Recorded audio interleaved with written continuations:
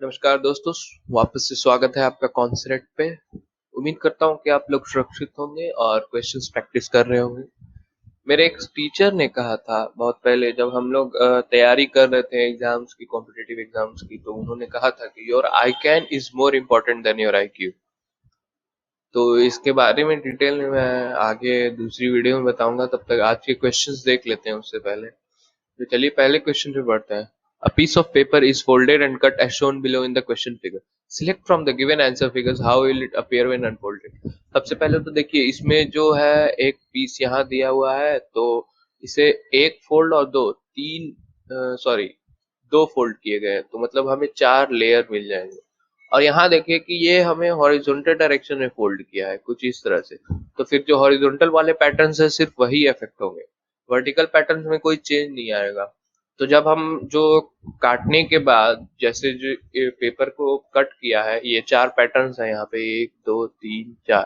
तो जो vertically अलाइंग patterns है उनमें कोई भी चेंज नहीं आएगा।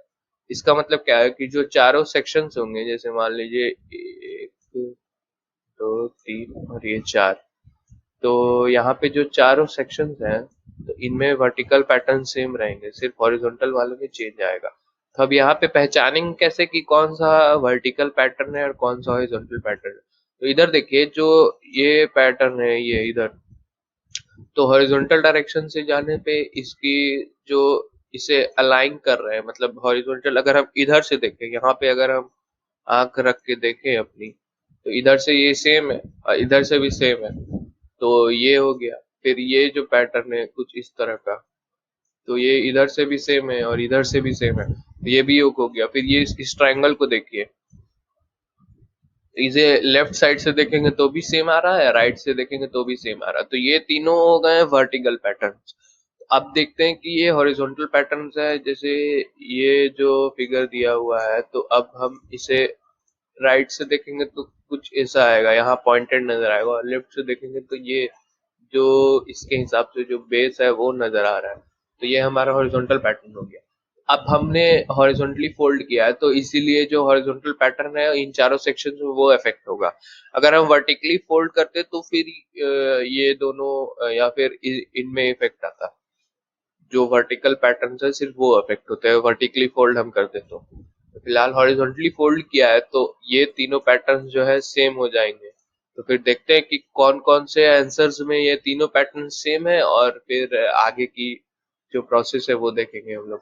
सबसे पहले तो डी ऑप्शन को तो एलिमिनेट कर दीजिए, क्योंकि डी यहाँ पे दो ही दिए गए हैं, जबकि हमारे यहाँ पे चार सेक्शंस है, तो ये होगा ही नहीं।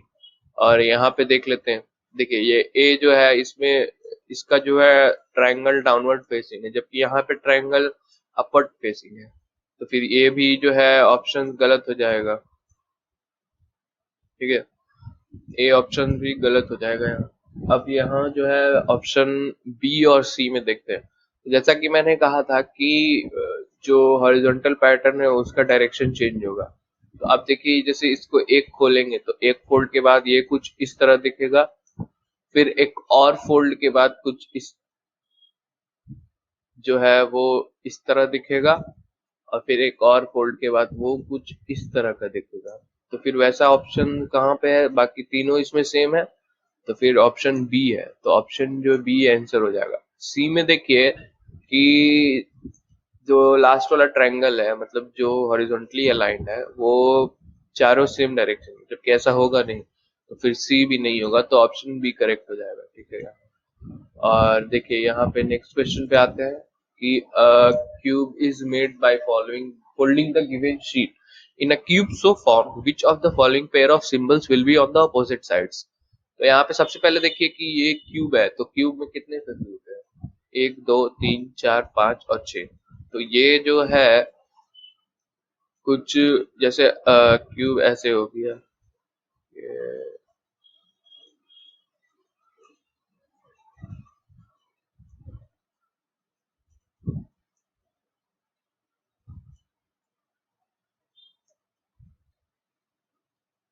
पीछे इस तरह से। मेरी ड्राइंग को थोड़ा आप लोग इग्नोर कर सकते हैं, अच्छा ड्रॉ करने आता नहीं है मुझे। एनीवेज देखते हो।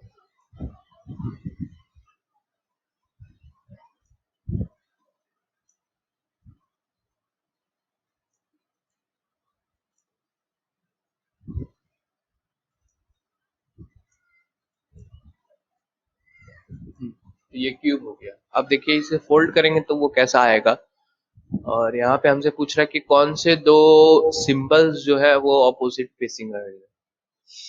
ठीक है, तो अब यहाँ देखिए 1 2 3 कलर से, हाँ 1 2 3 4 5 और 6। ठीक है, तो अब जैसे इसे फोल्ड करेंगे तो ये ऐसे आएगा, मतलब हैश जो है वो यहाँ पे आएगा।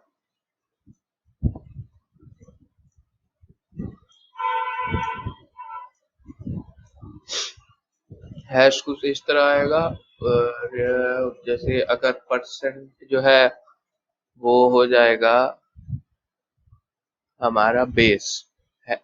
हैश को इस तरफ फोल्ड करेंगे, मतलब ऐसे फोल्ड करेंगे तो ये ऐसा हो जाएगा। और ये जो है सटा हुआ है या फिर ये डॉलर के साथ टच है तो डॉलर को इस तरफ फोल्ड हो जाएगा डॉलर। तो मतलब डॉलर साइन जो है यहाँ पे आ जाएगा, इस वाले फेस पे, मतलब उस तरफ जो फेस है, मतलब स्क्रीन के पीछे जो फेस है। ठीक है, और जो परसेंट है वो हमारा बेस हो जाएगा। और ये एंड परसेंट जो ये वाला है,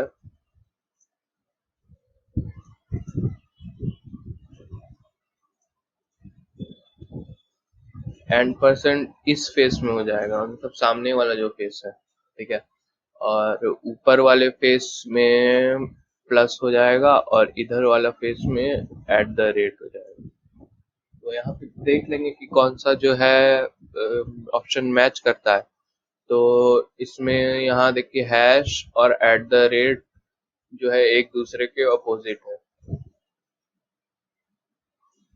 तो फिर वही ऑप्शन है, ऑप्शन डी करेक्ट है फिर, option D.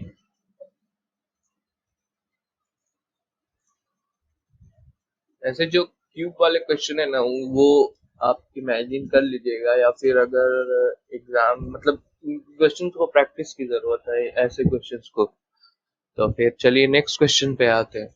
Select the option in which the given figure x is embedded, rotation is not allowed. मतलब हमको जो है इसको घुमा नहीं सकते हैं किसी भी जो है डिग्री से या फिर किसी भी एंगल से। सेम हमें ये फिगर जो है इसमें खोजना है कि कौन से जो है ऑप्शन में इस ये फिगर छुपा हुआ है। ठीक है, तो इसके लिए हमें जो है एकदम फिगर को नोटिस करना होगा अच्छे से। तो देखिए यहाँ पे एक एक करके हम ऑप्शंस चेक कर लेंगे कि कहाँ पे कैसे होगा। तो यहाँ पे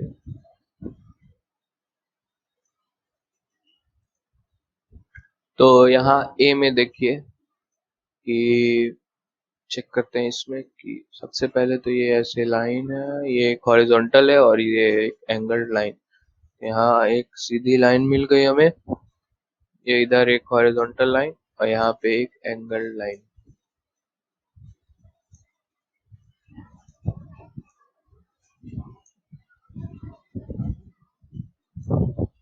और उसके बाद यहाँ पे ऐसे करके इस तरह का है, तो यहाँ पे हमें देख लेंगे। देखिए यहाँ पे मिल गया, तो ऐसे करके ये पीछे जा रहा है और फिर नीचे में दो लाइंस है और ऐसे करके इसका यहाँ 90 डिग्री पे ऊपर है।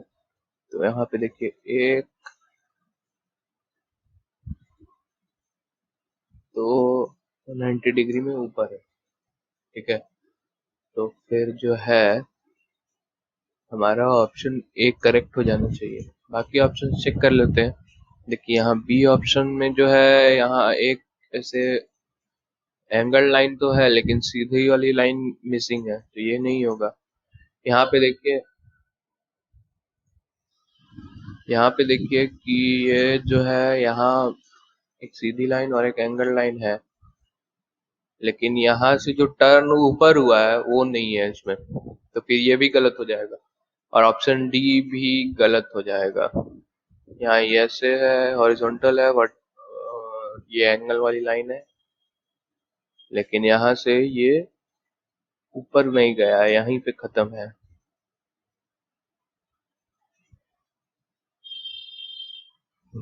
तो ऑप्शन ए करेक्ट हो जाएगा।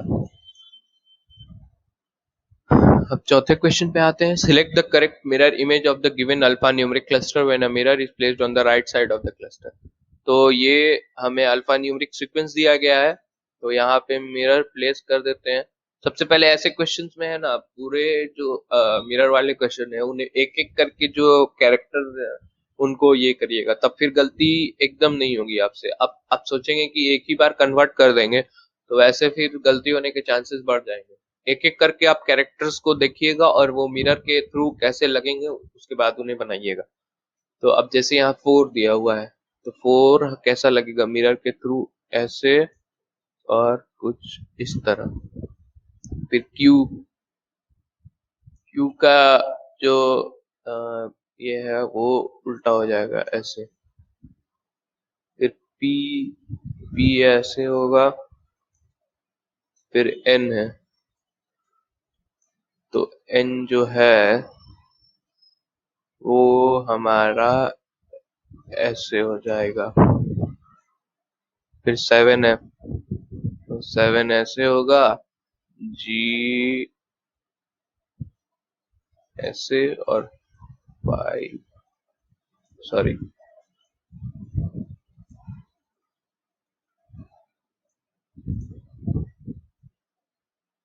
5 जो है कुछ इस तरह का हो जाएगा। देख लेते हैं कि कौन सा ऑप्शन जो है सही है इसमें। 5G7NPQ4। देखिए सबसे पहले तो कोई भी जो है रिवर्स उल्टा नहीं होगा, क्योंकि मिरर हमने नीचे नहीं लगाया है, इधर लगाया है, तो कुछ भी उल्टा नहीं होगा, सब सीधा रहेंगे। बस जो इमेज है वो रिवर्स हो जाएगी, जो ओरिएंटेशन है वो उल्टा नहीं होगा, ठीक है। तो फिर यहाँ पे देखिए ए ऑप्शन ऐसे ही एलिमिनेट हो गया, और ऑप्शन बी तो हो सकता है, मतलब देखते हैं कि मैच कर रहा है कि नहीं कर रहा है। देखिए इसमें जी भी जो है उल्टा कर दिया है, तो ये भी नहीं होगा।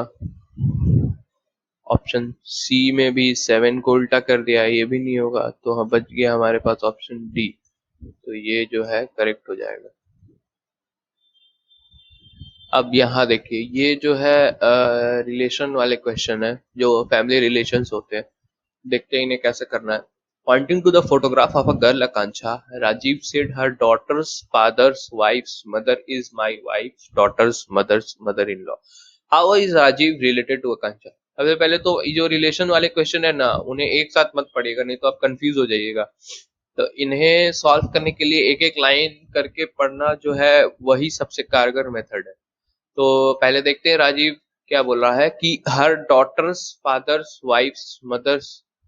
तो अब आकांक्षा जो है हर डॉटर मतलब आकांक्षा की बेटी का फादर, हर डॉटर्स फादर मतलब आकांक्षा की बेटी का बाप कौन है, उनका हस्बैंड, आकांक्षा का हस्बैंड हुआ। फादर्स वाइफ्स तो उसका उसकी वाइफ कौन हुई, आकांक्षा। तो मदर, आकांक्षा की माँ जो है, तो ये स्टेटमेंट तो पूरा हो गया। तो हमारा कंक्लूजन क्या है कि आकांक्षा की माँ जो है वो है is my wife's daughter's mother's mother in law. तो राजीव की वाइफ की बेटी, राजीव की वाइफ की बेटी की मम्मी की मदर इन लॉ मतलब सास है। तो राजीव की वाइफ की बेटी की माँ कौन हुई, राजीव की वाइफ ही हुई। राजीव की वाइफ की बेटी की माँ राजीव की माँ हुई। तो राजीव की वाइफ की सास है आकांक्षा की माँ। ये जो स्टेटमेंट है वो कहना चाह रहा है। तो आकांक्षा की माँ राजीव की कौन हुई फिर, आकांक्षा की माँ राजीव की भी माँ हुई फिर उस लॉजिक से। क्योंकि जो है राजीव की वाइफ की सास राजीव की कौन हुई, मम्मी। और फिर आकांक्षा की भी जो पहले स्टेटमेंट से पता चला कि वो भी आकांक्षा की माँ है, तो फिर आकांक्षा और राजीव क्या हो गए, ब्रदर और सिस्टर, तो इसीलिए जो है ऑप्शन बी करेक्ट हो जाएगा।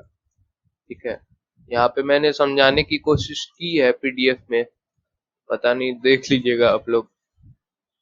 तो ऐसे क्वेश्चंस को जो है सबसे पहले तो एक बार में पूरे क्वेश्चन को पढ़ने से कंफ्यूजन हो जाएगा, आप पार्ट टू पार्ट पढ़िए और समझिए कि वो क्वेश्चन क्या कहना चाह रहा है, उसके बाद करने से जो है वो बनना उसका तय है। वही है, और सबसे बड़ी चीज है कि कंसिस्टेंट रहिएगा, आप अपनी प्रैक्टिस में कंसिस्टेंट रहिएगा। ऐसा नहीं कि आज 10 घंटा पढ़े और कल फिर एकदम पढ़े ही नहीं, तो वैसे करने से कोई एग्जाम क्लियर नहीं होगा। वैसे करने से सिर्फ आपको सेटिस्फेक्शन होगा कि हम पढ़ लिए हैं, लेकिन अंदर से आपको भी खुद पता होगा कि आप गलत कर रहे हैं। तो मिलते हैं नेक्स्ट वीडियो में, तब तक के लिए बाय।